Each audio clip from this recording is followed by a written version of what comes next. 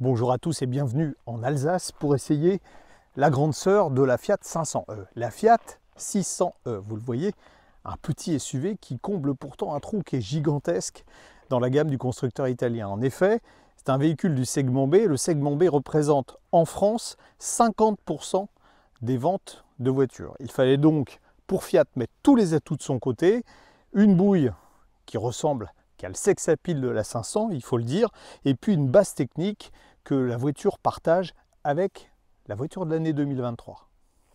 La voiture de l'année 2023, c'est le Jeep Avenger, donc même base technique, même plateforme, la dernière du groupe Stellantis, une bouille, je vous l'ai dit, qui reprend évidemment les codes de la 500. Il ne fallait pas s'en priver parce que ça ne manque pas de sex appeal, en particulier avec ses phares avant. Ça rappelle aussi d'ailleurs la 600 historique des années 50 pour ceux qui aiment la voiture ancienne. Bon, les dimensions sont forcément bien plus grandes que celles de la 500, hein, une longueur de 4,17 m.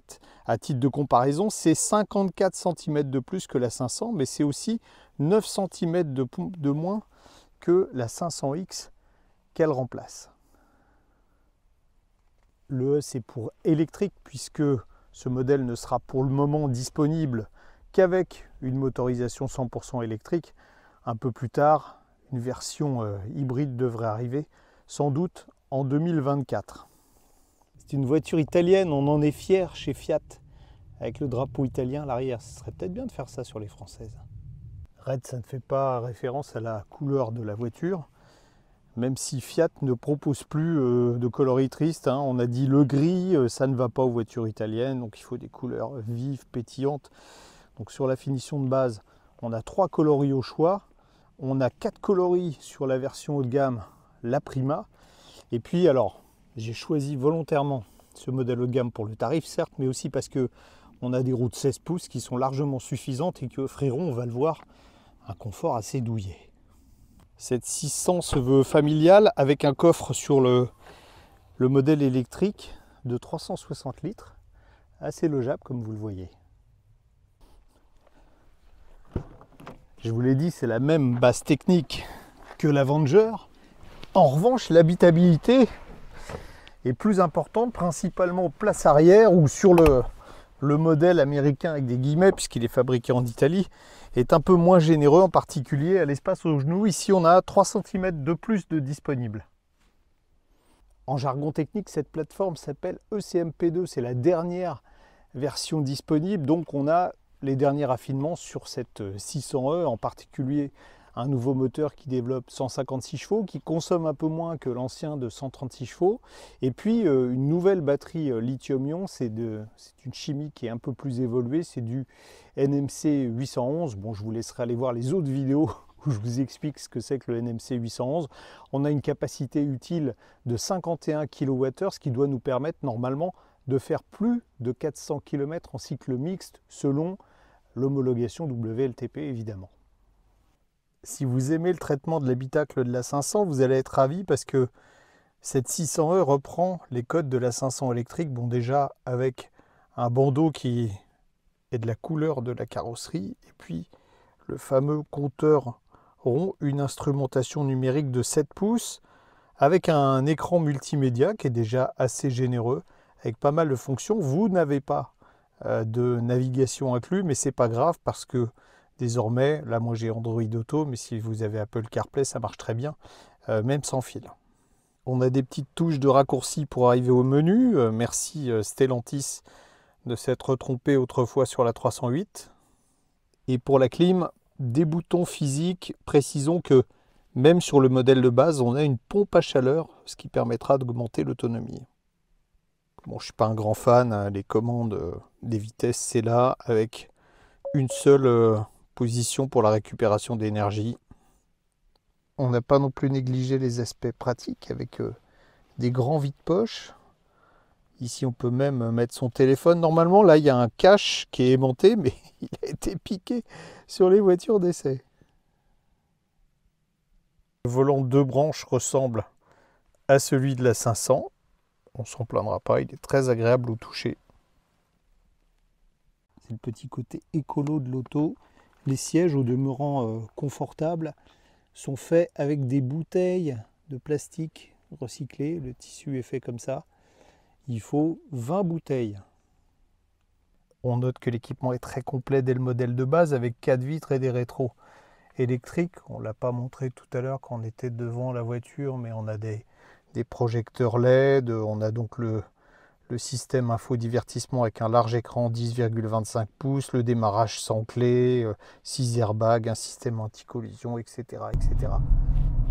Vous allez me dire que j'ai sans doute une impression de déjà vu au volant de cette 600e. Bon, c'est vrai qu'en reprenant toute la base de la Jeep Avenger et puis moteur et batterie qui sont communes à beaucoup de modèles de Stellantis, pour rappel 156 chevaux, 260 Nm de couple, on a forcément des sensations de conduite qui se rapprochent. Mais, je trouve la 600e plus agréable que ses cousines, parce que le typage de suspension plus souple va mieux, je trouve, un SUV, et puis on garde quand même un bon dynamisme avec un moteur qui accélère bien. Là, vous voyez, on est en côte. Bon, je vais me mettre sur la position sport, et puis on va faire un petit test.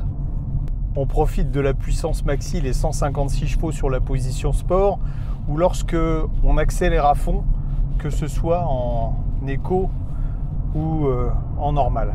Et là, vous voyez, ça marche pas trop mal.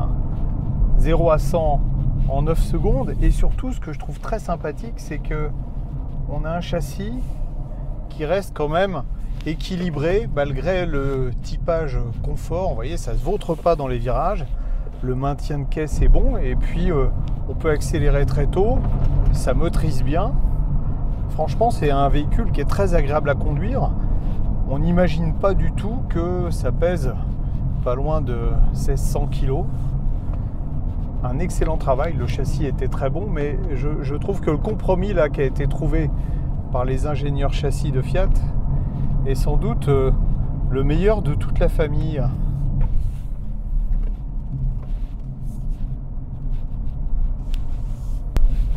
Dans les rues d'Aubernais pour tester le confort, pour d'abord profiter du paysage absolument magnifique et surtout rouler sur des pavés. Et là, on se rend compte que le confort de l'auto est vraiment pas mauvais. D'abord parce qu'on n'a pas les grandes roues sur cette version. Et franchement, c'est plutôt bien, on n'est pas secoué. Je pense que même de tous les modèles qui disposent de la même plateforme, on est sur le véhicule qui me semble le plus confortable. C'est pas tout à fait une Fiat 500 en ville, mais on a une direction qui est légère, et puis on a un angle de braquage qui est quand même assez court. C'est 10,50 m, regardez, voilà, hop.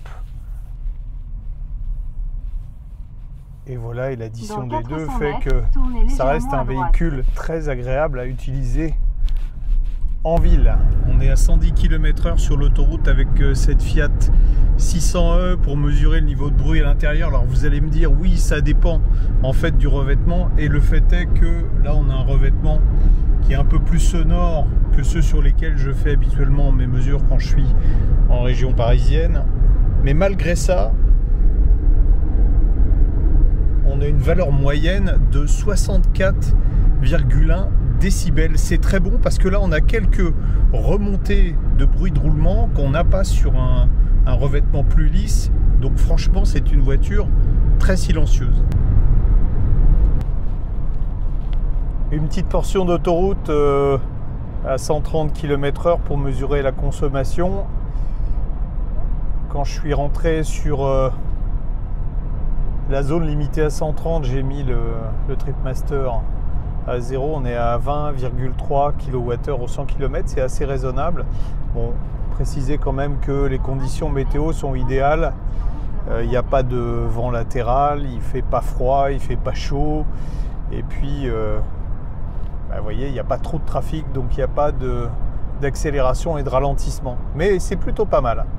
Bon, on est toujours sur l'autoroute. Ce qui est intéressant, c'est qu'on a atteint 50% de niveau de batterie. Je précise, on a fait un tiers de notre parcours sur autoroute. On a fait de la montagne, vous l'avez vu, où j'ai un peu titillé la voiture.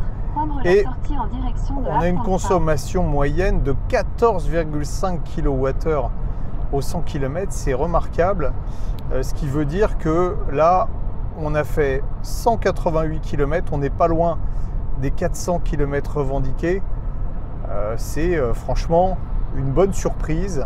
Surprise qui pourrait encore être meilleure puisque en agglomération, Fiat nous dit on peut faire jusqu'à 600 km. On n'aura pas le temps de vérifier. Je dois reprendre le TGV pour rentrer à Paris. On va rapidement parler allure de charge avec un chargeur interne de 11 kW en courant alternatif et puis un chargeur en courant continu limité. Alors pourquoi je dis limité? Parce qu'il y a des concurrents qui vont beaucoup plus loin, limité à 100 kW. Mais la nouvelle chimie de la batterie, un NMC 811, permet d'avoir une courbe de charge qui est beaucoup plus plate, ce qui permettra de faire 10-80% en environ 27 minutes. Fiat dit on veut de la couleur pour la 600e. C'est pour ça que je me suis mis à la limite, vous voyez, de la ligne bleue des Vosges. Bon, les trêves de plaisanterie, cette 600e, franchement, c'est une voiture que j'ai trouvée super. D'abord parce que je trouve qu'elle a une bouille sympathique. Ensuite, elle est confortable, c'est mon deuxième critère de choix. Elle est très plaisante à conduire, même sur les petites routes là, des Vosges. On arrive à prendre son pied sans prendre de risques. Il y a une autonomie qui est tout à fait satisfaisante. Souvenez-vous, il y a 10 ans, on avait demandé aux automobilistes, pour vous, le seuil de passage à l'électrique en termes d'autonomie, c'est quoi? Ils avaient répondu 300 km. Là, les 300 km, ils y sont largement. Donc, on va dire que normalement, ça devrait être accepté. Mais la meilleure nouvelle, c'est surtout que, alors dans cette finition raid, c'est la finition de base, mais il n'y a que deux finitions, il y a raid et la Prima, il y a 5000 € d'écart entre les deux. Cette finition de base, elle est déjà très bien équipée, vous n'avez pas besoin de passer au-dessus, d'autant qu'avec les jantes de 18 du modèle La Prima, c'est un peu moins confortable. Donc vraiment tous les avantages pour un tarif, tenez-vous bien, de 35 900 €. Comme le réseau Fiat a décidé d'être généreux avec vous, on vous offre, quels que soient vos revenus, un bonus de 7000 €, ce qui met la voiture à 28 900 €. Pour le coup, là, on va chasser sur les terres des modèles électriques chinois, mais pas seulement des modèles électriques, puisque c'est grosso modo le prix d'un Captur hybride, donc un Captur e-tech, qui est un modèle, même pas hybride rechargeable, juste full hybride. Et là, on peut dire que l'électrique se rapproche réellement des prix du thermique ou de l'hybride, et ça, c'est vraiment une bonne nouvelle.